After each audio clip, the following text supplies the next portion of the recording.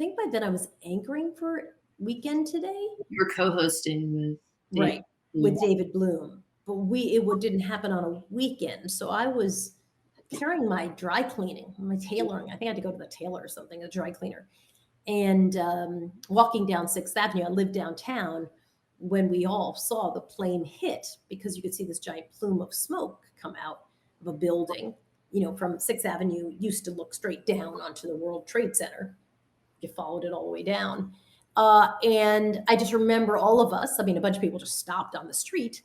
Um, and we thought it was a little plane. We couldn't imagine anything other than a little plane had just like the pilot had a heart attack and had flown into the building. And of course, we learned much differently much later.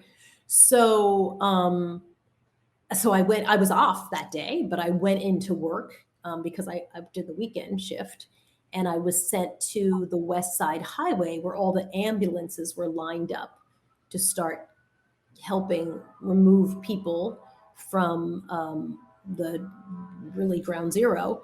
And they never really moved because there weren't that many people to rescue. There were not a lot of, I think that was the saddest thing, that you sort of sat there and then you realize after a few hours, like, nobody's calling the ambulances to come down. People were walking out, so on my street, people would walk past you covered in soot because they were walking home from ground zero. So it was just terrible and horrible to see and crazy. And I mean, traumatizing for those people. But standing on the West Side Highway, a lot of my friends were doctors and they'd gone into the office. They'd all run in to volunteer, but there were not a lot of bodies. Either people had just died on the site or they had been able to get out. And so I wasn't really working that day. I was about 5 months pregnant with my second daughter, Cecilia.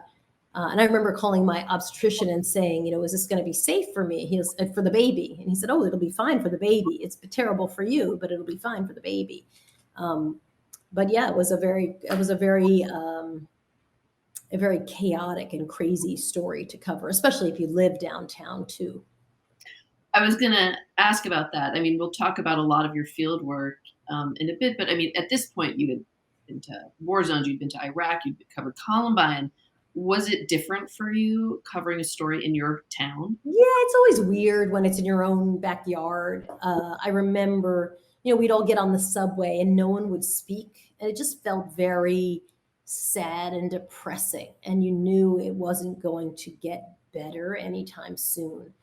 There's a tremendous luxury, frankly, in dropping into communities and covering what's happening there and then getting on a plane and going home and seeing your kids and they're fine and doing, everything's fine. And so when it happens in your own backyard, of course, I think it's really sad. And of course, it's really, there's just a ton of suffering and you can't really shake it. So it was pretty dark and pretty terrible.